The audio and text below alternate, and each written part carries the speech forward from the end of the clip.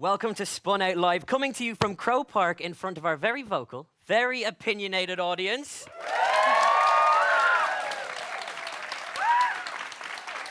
We didn't even rehearse that.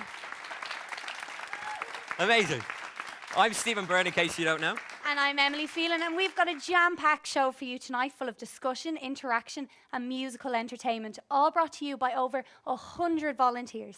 And of course, it's all in celebration of the brand new, improved and absolutely amazing SpunOut.ie. So be on Twitter with the hashtag SpunOutLive. Keep tweeting us all about the topics. We're going to be talking about sexual health. We're going to be talking about bullying, our relationship with alcohol growing up. We'll also be talking to YouTuber Bri, all about a special video that he made that had a significance with his audience and many of a new audience that he found through that video. Sounds very good. And we've got Choice-nominated Soak in with us, and she's going to be singing her song, Sea Creatures. So very excited. Here we go.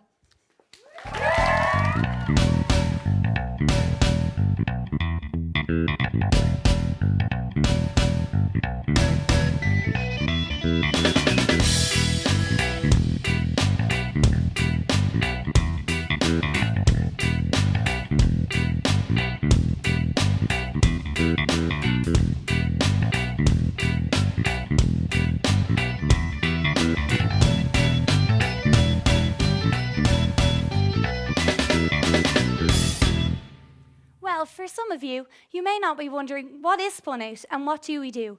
Well, it's really hard to explain because we do a lot of things, really. So here's something that may just make it that bit clearer. Hi, my name is Carmel. My name is Owen Dillon. My name is Mairead. My name is Pierce. Hi, my name is Bevan Winjudge. My name is Sarah McCusack. My name is Laura Gaynor. I have been contributing articles. I write articles. I write articles. I contributed articles. I've written articles. I write articles. And I write articles for SpunOut. An important part of SpunOut.ie is to give a voice to young people so that they can share their story and let others realise that they're not alone. One of the big reasons for doing the redesign was to make our content more accessible to young people, to make people want to stay on the site for longer and to just deliver a better service so that people were proud to be published and to read other people's experiences online. We get lots of content submitted by young people, and I would work with them to help them use their voice and get their opinion out there. The fact-checked articles are proofed by professionals in their relevant field, and before they get the fact-check logo, they would go through that editing by myself and editing from the relevant professional, and then they're proofed by young people. Hi, I'm Jason. I'm the web person. The process began ages and ages ago. We decided we need to overhaul the whole site. So that involved a lot of planning and preparation because the site is huge because there's so much content on it. There's about 7,000 lines of code in the CSS file that decides what the site looks like. So that was fun. And it was built in conjunction with the SpunOut Action Panel. They consulted me in the process, so I got a lot of feedback off of them on how the design was going, and how the functionality was going, how the sections of the site were broken down. I don't think it's much as about the building of the site, it's just about what the site facilitates people to do, to showcase their work, and that's kind of that was the objective. The SpunOut.ie action panel is the focus and the central point of everything that SpunOut does. It leads SpunOut in terms of its campaign areas, it advises us in terms of our content, in terms of how we should look, how we should be. It's a group of 17 young people, and it's for any youth organisations, it's youth participation is the key. And for us in SpunOut, it ensures that young people's voices and opinions are at the heart of everything that we do. Hopefully that clears up a couple of things for you guys. Now it's time for our first panel. It's all about something that can affect our relationships and both our physical and mental health. Something that we have to discover. We all have to discover growing up, and we all discover it in somewhat different ways. It's sex. You can't get pregnant if you have sex standing up using 2 condoms and underwater. Well, not if you believe the playground education where a lot of us learned about sex. And while it's no longer a taboo subject in Ireland, you still wouldn't talk to your friends about your STIs. With body image, education, stigma, infections, and not forgetting porn, it's a lot to take in. So let's talk about sex. I'm joined by 3 people. I loved the reaction when I said sex for the first time. Everyone... Nice to see we never lose that growing up. I'm joined here by three people. Grace Willens, who's part of the Irish Family Planning Association. Kelly O'Brien, who was the former editor of Unfuckle. It was University of Limerick? Yes. Yeah. And also, some people might recognise him, John Buckley from SpunOut.ie, and also Generation Sex, which was on RTE. Kelly, I'm going to open with you and ask you, I guess, the relationship of college students towards sex. Is it casual, and is that a bad thing?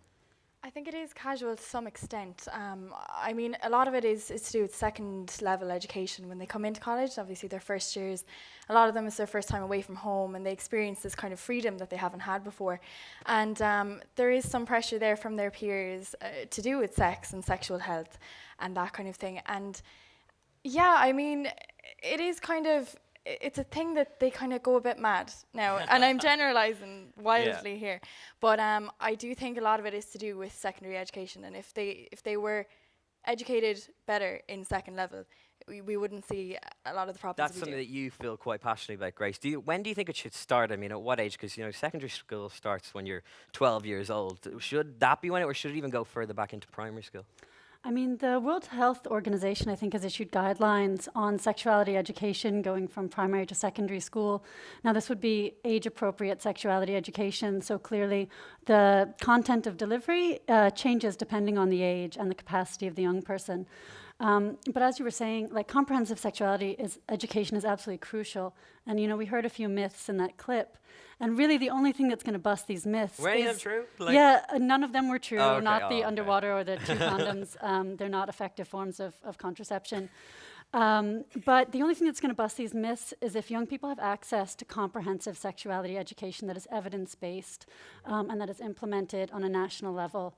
I know, if I can just add one thing, I know there was a study from the Crisis Pregnancy Agency which found that young people in Ireland felt that the sex education they got was too little too late.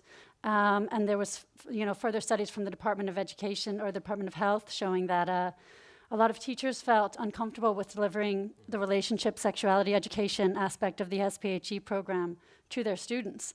And I think we really need a policy framework and programs which recognize that discomfort of teachers and discomfort about talking about sex to young people doesn't actually trump the right of those young people to their well-being and to the information they need to make responsible decisions. Working with kids, what have you learned, I guess, from that experience?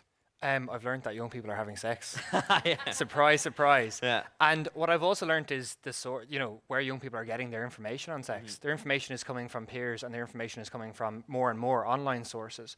So that information that they're getting in school isn't always held in the highest regard for a number of reasons. Mm-hmm. So we need to get on top of where information is coming from to make sure it's of the highest quality possible. But also to make sure the information is holistic. We learn about how to not get pregnant or how to not get an STI, but we don't learn about the ins and outs of sexual identity. We don't learn the ins and outs of relationships and the impact of sex on our mental health and other aspects of our well-being. That affects us when we come into relationships then for the first time. I guess there can be a fear and almost a pressure to have sex straight away. Should that be a conversation that you have going into a relationship with someone straight away, even at a young age when you're 16, 17, 18? Well, I suppose the thing is to remember that the age of consent in Ireland for sex is 17, so you can't consent to sex under 17. So that's important I'm not consenting to it, I swear. It's important to note. I think that it's important to have conversations in relationships and to be open about sex, but we need to facilitate that in the environment and with the kind of information that we talk about and we provide to young people. We need to look at peer education in terms of sex as well. There's some good evidence emerging on the impact of the peer education aspect of it as well. So we need to look at alternatives, or else young people are going to get misinformation from a variety of different sources, which is a real danger. And we're talking about things like sexual health, STDs, all that sort of stuff. I mean, how often should people get checked, and how do you break down I guess it's not really a taboo, but how do you actually break down the barrier to actually get them to go and not be embarrassed about showing up and getting themselves checked? I suppose there's a couple of things involved. One is cost, €150 kind of it costs to get a full STI then screening. They have to go to their parents, or if they can't afford that, and that could be a further embarrassment for them. Sure. Some colleges do great programs where they do free screening, and there's other programs around the country that do free screenings too.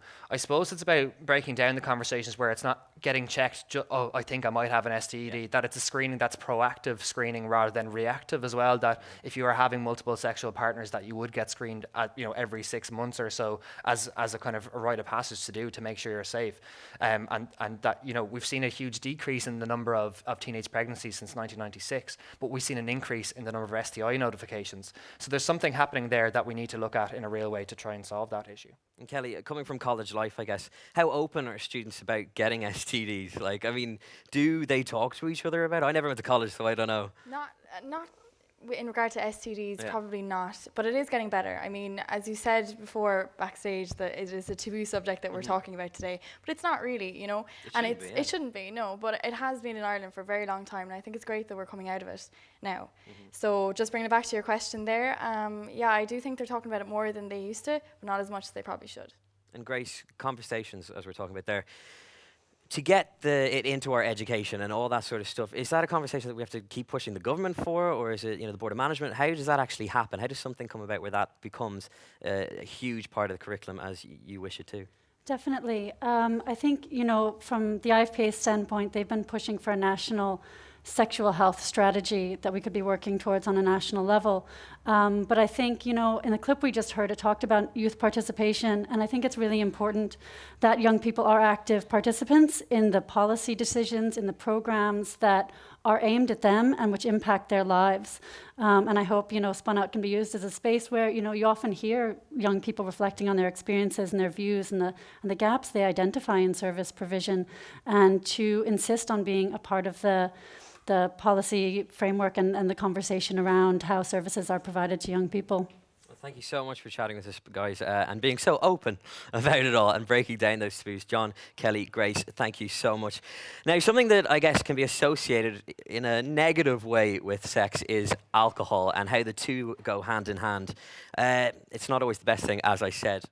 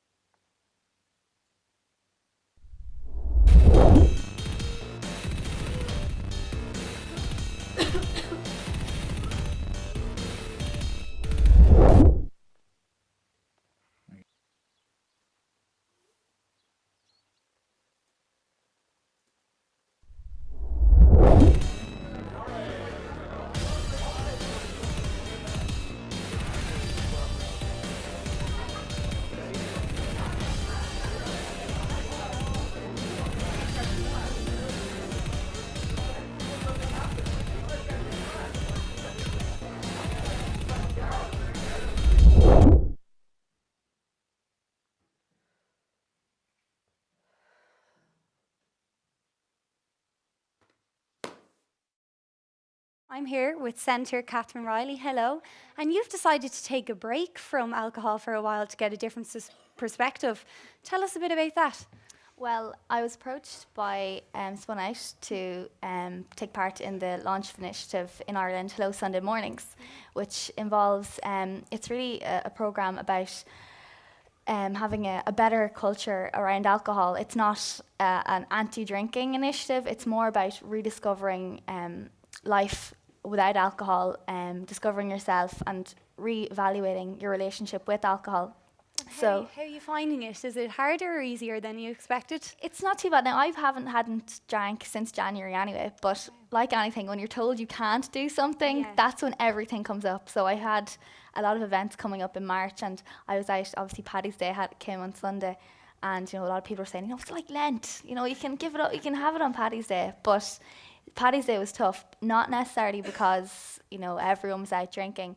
I had a bit of a tough day, relationship-wise, and that's, I think, reflection-wise, kind of made me realise that's when I turn to drink most, and that's when I have a bad relationship with alcohol, when, you know, when I kind of things happen. So I decided, no, I'm not going to drink. And, you know, I figured if I can actually get over that, I can get over anything. So I was up at 6:30 Monday morning, reading the papers, tea, house clean. And how have people reacted, like friends and family? Because I often notice, you know, in an Irish society, if you go out and you say, oh no, I'm not drinking, you know, people kind of look at you a bit weird. How have you found your friends and family react to it? Well, my family are delighted. My mother thinks it's great. First time since I was 16 to go off drink. She thinks it's a great idea. My friends look at me. They're a bit apprehensive first. You know, why are you going off it?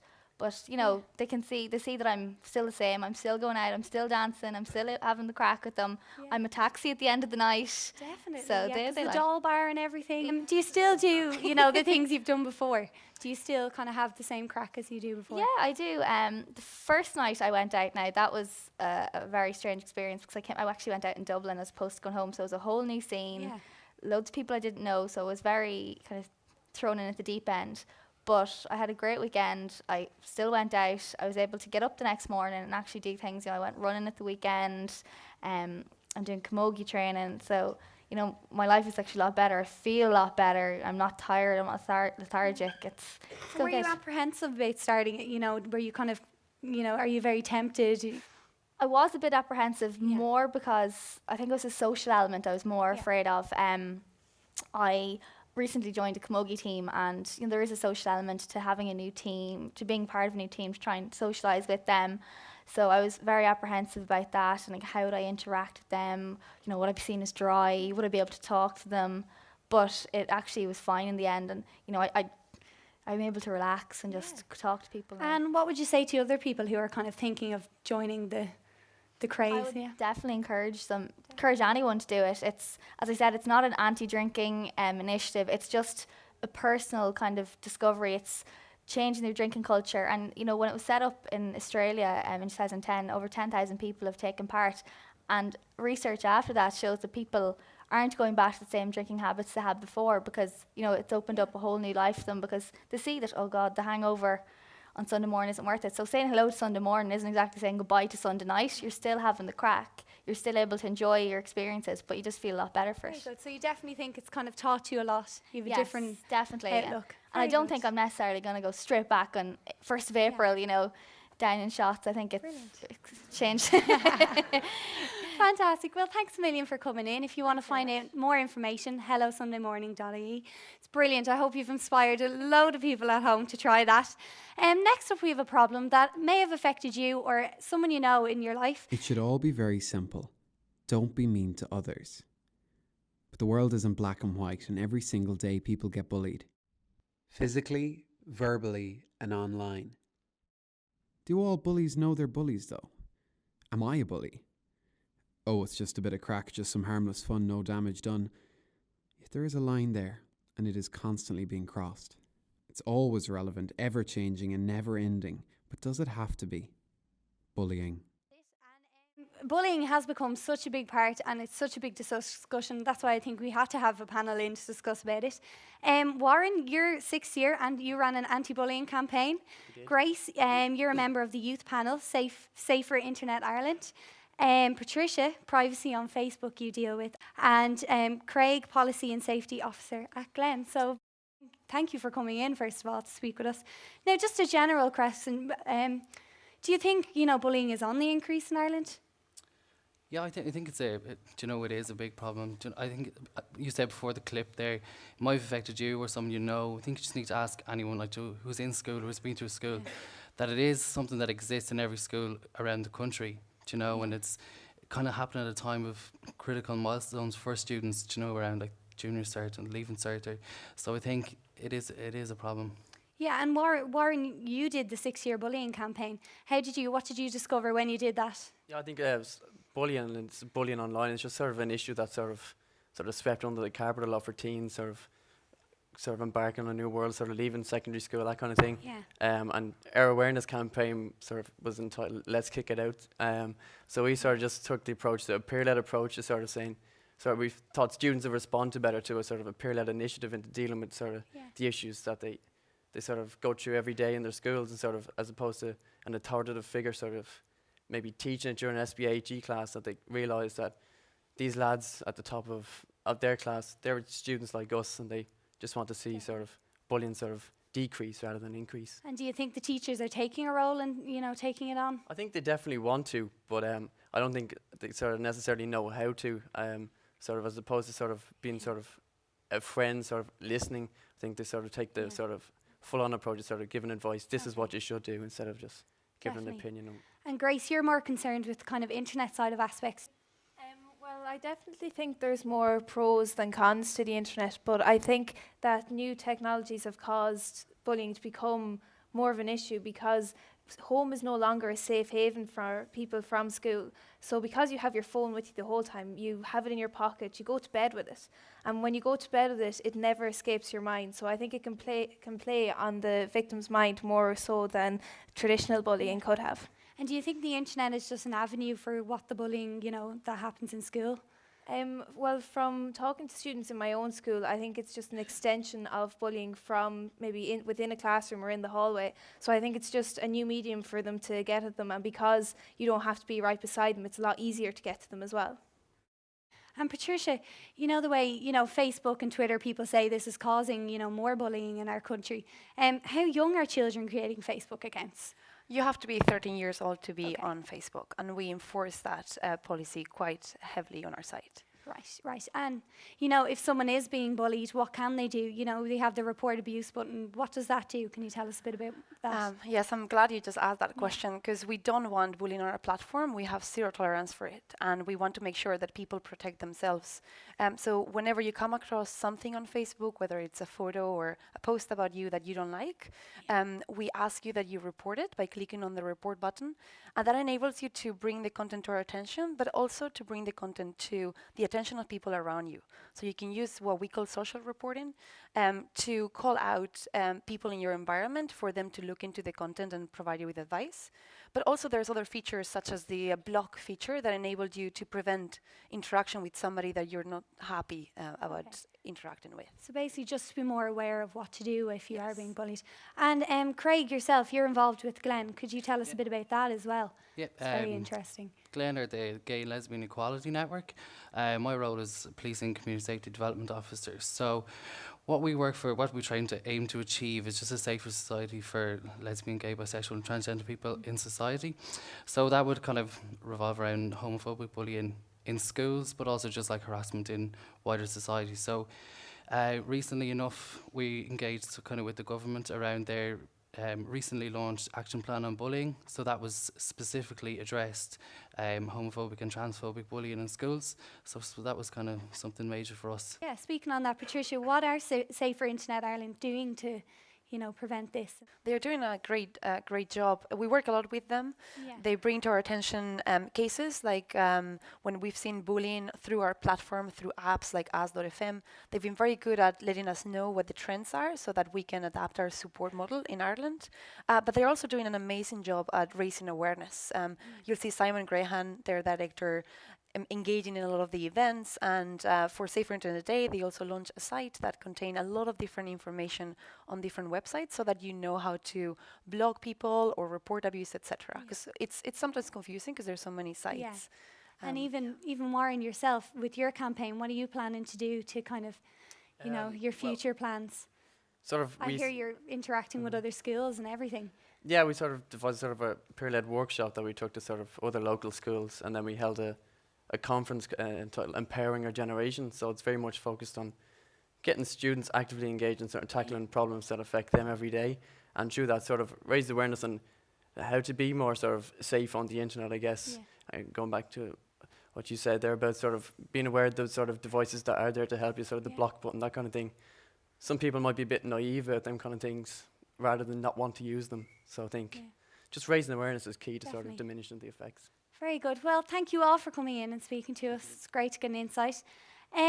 Next in the studio, we have Bri. He has been taking YouTube by storm with over 6 million video views and 125,000 subscribers, believe it or not. We're going to talk to him about one of his very special videos. But before that, let's take a look at this. As a YouTuber, it's very easy to realise that most people that watch me and most people that watch other YouTubers are very, very young people. And the sad truth is that the majority of young people these days go through patches of being sad, feeling worthless, being incredibly depressed. I saw a young girl post on Twitter recently that she was depressed, and somebody replied, "You're 14, you don't even know what depression is."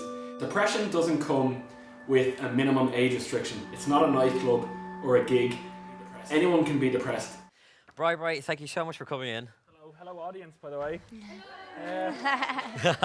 Are you well? Because you're looking well. Stop flirting with the audience, Bri. Sorry.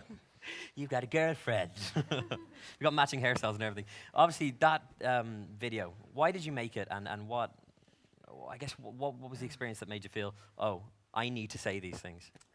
Basically, YouTube is my job. I make YouTube videos for a living, and I kind of make an arse of myself all the time. So I thought it'd be nice to do something good. Basically, what I do is I travel around doing live shows, and it was only this year that I noticed that about 1 in 5 kids in the queue at the signings at the end have cuts on their arms from self-harm, which is obviously horrible to see. So that affected me hugely. So I knew I had to do something. There's a very specific story as well on one of those occasions that I guess. Yeah, there was a girl in the audience who probably the skinniest girl I've ever seen, and she had fat carved into her arm from self-harm.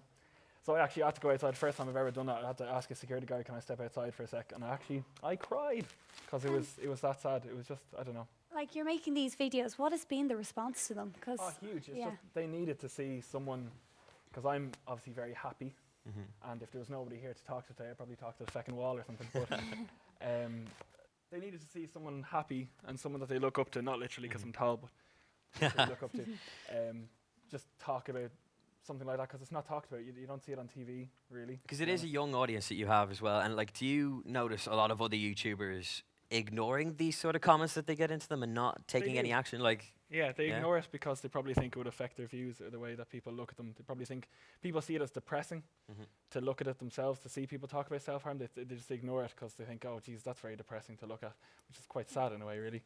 And because you're talking about all these, sensitive topics, do you feel as if you're a role model? Do you feel that kind of pressure to, say the right thing or to your audience? Well, there was no way in which I was just going to sit by and just go home from tour and say, I'm not going to do anything about this. Had to say something. Because one of the reasons why was, and you mentioned it in the video itself, was you've gone through depression yourself, and you know a lot of people, I guess, who have been young and have gone through depression. Even you hear about people, age 12, 11, 9, 8. It's not an age-sensitive thing at all. Exactly, that's the message I'm getting, because people think that when a 12-year-old says they're depressed, that depression doesn't exist. It's like, what do you know about life? That sort of thing. They think there's an age limit on depression. There's no age limit on depression. So that was the kind of message I was trying to get across. And in school, it's not a popular thing to say that you're depressed. Everyone's just going to laugh at you. So, yeah, I dealt with depression myself, but look at me now, I'm ridiculously happy. People think I'm drunk all the time. And he doesn't even drink. He really doesn't even drink. And you've been on tour as well. Like, what's it like meeting everyone, Oh, it's fantastic, yeah. Do you get people actually, because you talked about seeing people who are affected by it and all that sort of, but do you get people actually at these gigs confiding in you or saying things like, that helped me? I do, yeah. They wait until the end and they ditch their parents. Because that's the thing, they won't tell their parents, but they'll tell me, which I find is very strange. They'll tell someone on the internet that they don't know. Is that a lot of pressure? I mean, like, yeah, it's knowing huge pressure. But I just find it baffling that a kid would want to talk to someone that they watch the videos of before they tell their parents or a counsellor or their own friends or something. That's just the way it is now. That's how powerful the internet is. And tell us a bit about Cupcake Not Wrists. Cupcake Not Wrists is a charity I have set up now with the kind of power of the YouTube audience. And it's a charity I've set up. We sell wristbands, which they will obviously put on their wrist, which is good because that will stop them hopefully from cutting themselves. And all the money goes to counselling. So that's the whole idea, is to talk to someone, talk to your parents, or talk to a counsellor instead of just... It was a huge response. Like, the first day was, 400 sales? Yeah, we sold 400 wristbands on the first day. It's incredible. It's just gotten bigger and bigger and bigger. It has. It has been lovely. And of course, people can find you on YouTube, but if you want to find out more about Cupcake Not Wrists, it's the first time I got that right in one go. Rehearsal didn't go too well. Just go onto Twitter. You can find it as the hashtag or also the website Cupcakes. I knew I'd mess it up. Cupcakesnotwrists.com. Thank you so much for coming in and chatting with us. Thank you. But a round of applause, Brian. Right. Now, when you think about a young person in politics, you might immediately think about the professional side, but we decided to take a look at a different side of things, the personal side, and how politics has an effect on a politician and their life. I mean, legislation should be there to ensure that there is equal citizenship, and as it stands, this the Employment Equality Act doesn't allow for equal citizenship, but this amendment will. I mean, I never thought it was going to be a TD. If somebody had said to me at 16, look, I've seen 15 years down the road, you're going to get into politics and you're actually going to be the first TD from Ballymun, I would have said, you're joking. In this job, you have to be on top of your game. You have to know a little bit about a lot. I think just for any sort of relationship that anybody has, whether it be with your significant other or with your family, all of that is compromised once you enter into politics. And in fact, I think they're not compatible, to be quite honest with you. You essentially put your own life and everything that's in a typical person's life pretty much on hold. If you're coming home at 10, 11 o'clock every night and you have to get up quite early in the morning, you know, friends just become numbers in your phone book. I haven't been having breakfast most mornings, so I settle for a cup of tea and a cigarette, which probably isn't great, but that's usually what I have in the morning. Actually, a cup of tea and maybe 3 cigarettes, to be quite honest. I'd be lying if I said I never Googled John Lyons TD into Google. Of course I have. But I mean, sometimes you want to keep an eye on what people are actually saying about you. People sometimes think that politicians aren't human, that we don't have family members, that we don't know what it's like to have somebody in our family unemployed, that we don't know what it's like to have somebody who lives on social welfare or waiting on a medical card or waiting on a house. We're human, we have family members too, we live in communities, so we know these issues, and sometimes they're issues that we know as well as the person who comes to us over. I would genuinely ask people at times, do you honestly think that I or any other politician gets up out of bed in the morning and thinks of ways to make your life worse? Do you think that's what we do? I was about 8 years into my teaching career and I got a call from the principal to come up and have a chat with him, and he was embarrassed to say that somebody had anonymously written into the school to say that did you know that John Lyons was gay, and that it's not acceptable that he should be teaching in this school, and both of us were equally disappointed. I think by me being here and being open about my sexuality and other people who do the same, I think it's very important, and I think it's a very good learning experience for other members of the house to see that we don't have scales underneath our clothes and we don't have kind of horns in the back of our heads, that we're just actually ordinary people. If you have an interest in issues and you want to do something about it, that's political. I'd say the first thing to do, if they know a local TD in their area and they're interested in that particular party, contact them. You know, there's a lot of talent needed in politics, and there's a lot of young people out there with talent. They just have to be wanting to get involved in bringing an issue to a new place whereby it's no longer an issue. And but politics is a good way and a great way of dealing with that, and I'd encourage anybody to you know, be proactive around issues. Now, these days, a lot of young people are getting bad press, but it's these guys here that are trying to put it right. So, hello, guys. Thanks for coming. I'll just say who you are first. We've got Darren. You are the director of Startup Grind. Anya, you interned in a publishing company. Connor, you are a fashion photographer. That's really cool. And James, you are from betterexaminations.ie. So, Darren, can I come to you first? Tell us a bit about, you know, Startup Grind. Well, I suppose really I came from National College of Ireland in Dublin, and I studied business. And I was lucky enough in final year to get an internship at a company called Lucy, where I worked for a company that essentially builds software and invests in new tech companies. Yeah. So after a year of doing that, I was lucky to get a full-time position. And through a single tweet one day from a guy in the States, I happened to get the job of running an event in Dublin called Startup Grind that essentially brings people in the tech community together. What we essentially do is we bring in a founder of a company or an investor once a month, and we interview them in a public forum. We've had Sean O'Sullivan from Dragon's Den, we've had Paddy Cosgrave from Web Summit, and a few others as well. James, you're from betterexaminations.ie. Now, if I can say this correctly, you are a category award for the BT Young Scientist and Technology Exhibition 2012. That's a tongue twister, and it's amazing. Like, what has been the response? Well, winning the Young Scientist, I think my category was individual technology, and then I won the EMC award as well. And that was I think doing the Young Scientist was one of the best choices in my life. Because just there's so many opportunities I've been able to, if that have followed on from it. Besides starting programming, which I did when I was about 12. So like my dad bought me this book. It was called Java for Dummies. Java is the language, and it probably wasn't the best choice because it was a terrible book. But so it ensured a couple months of learning how to learn to program by making mortgage repayment programs.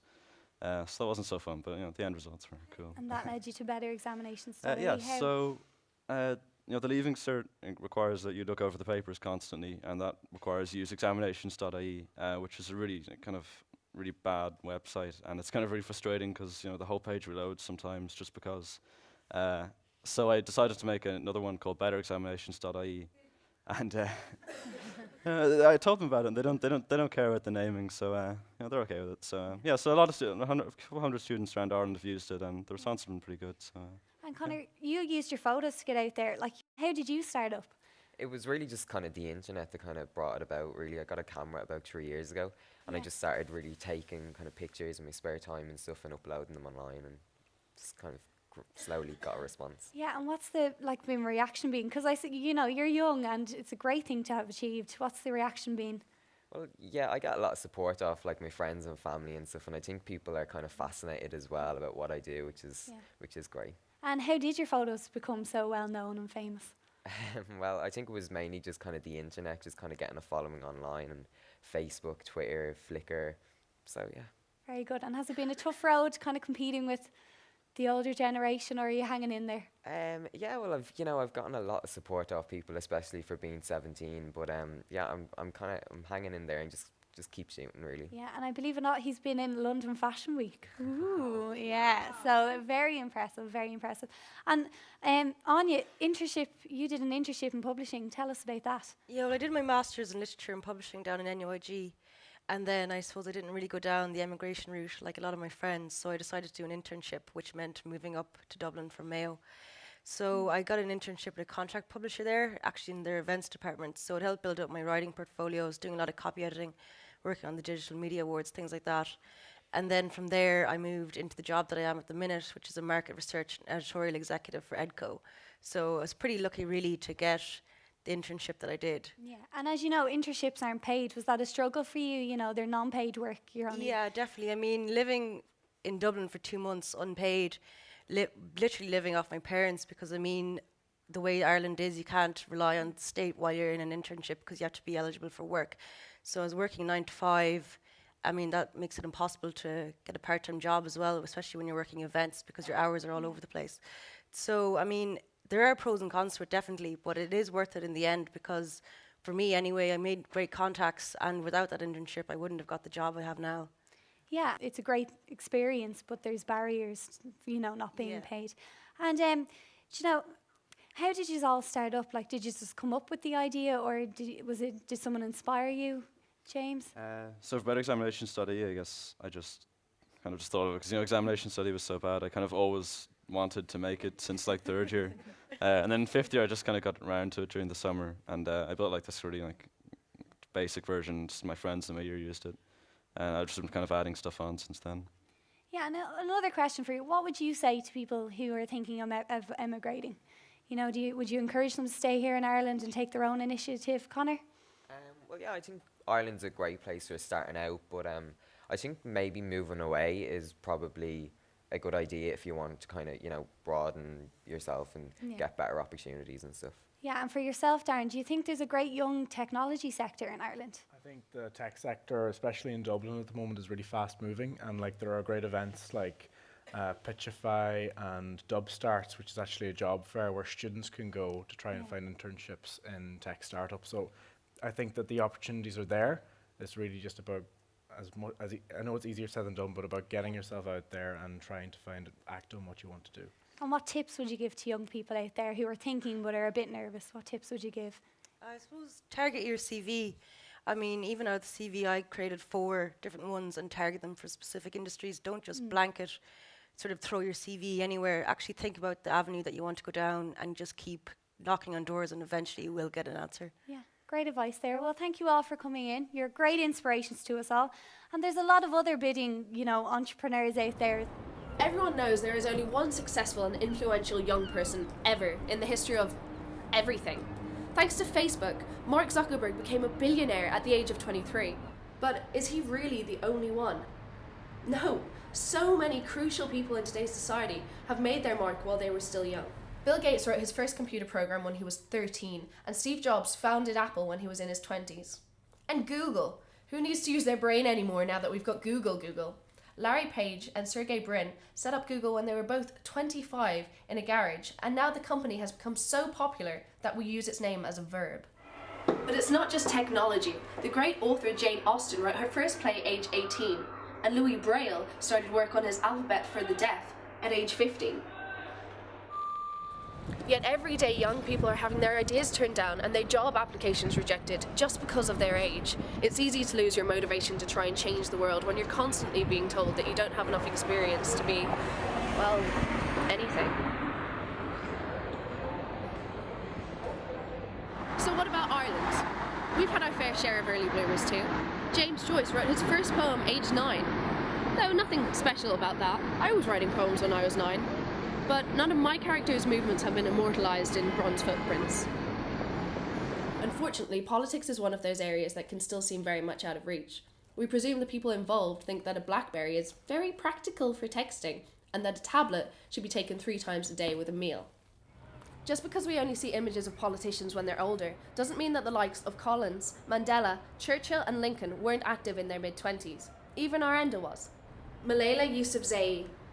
When she was 12 years old, she wrote to the BBC detailing the Taliban suppression of girls' right to education in Pakistan. And last year, the Taliban shot her. She was 14 years old and they shot her.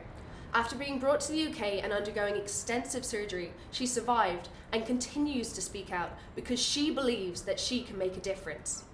If all you did today was decide between which photos to untag and which ones to leave, or which hashtag perfects your tweet, I'm not judging you. We're young, and you should never have been photographed from that angle. But you should also know that we're all capable of so much. So the next time you don't feel experienced enough or old enough to throw yourself in the deep end, think of the young people who fought back against the stereotype to achieve incredible things, and ask yourself, what's your real excuse? You can change the world, guys. That's it for us tonight, but you can keep the conversation going with the hashtag SpunOutLive on Twitter. And don't forget to go over to the website spunout.ie for the amazing new improved website. It is incredible. Definitely. You're watching it right now, of course you know. Yeah, and thank you to all our panellists for coming in, and Catherine O'Reilly. You were brilliant. Yeah, and we also want to thank Bri for coming as well, taking time out of his busy schedule. He's doing 200 plus tour dates this year. Wow. Ridiculous. And also thanks to all the volunteers who made tonight possible. Definitely. Now, some exciting stuff. Playing us out, we have Soak with her amazing Choice-nominated song, Sea Creatures. Good night.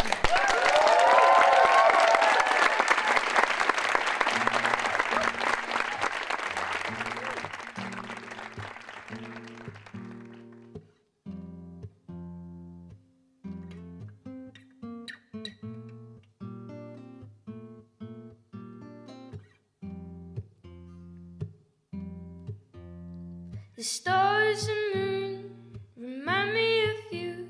I don't know what to say. It might make you worse. I don't understand what her problem is. I think she's just a fish. I know you get it, but you don't deserve this, and I won't put it up with their ignorance. And they tell you they love you, well, they don't mean it. I don't think they know what they mean. I don't think they know what love is. Throw it around like it's worthless. Don't think they know what love is.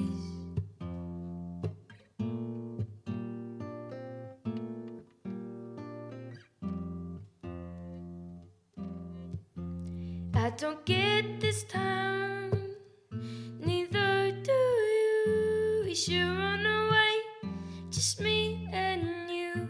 'Cause I don't get the people here, they're curious, they don't really care. See creatures interfere, wish they would disappear.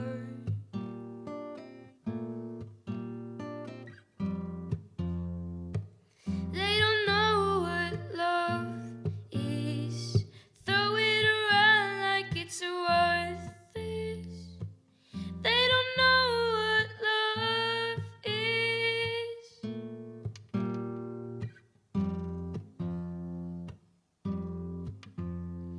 I prayed for you, and you know I don't like Jesus. Want you to get better. Please, please get better for you, for me.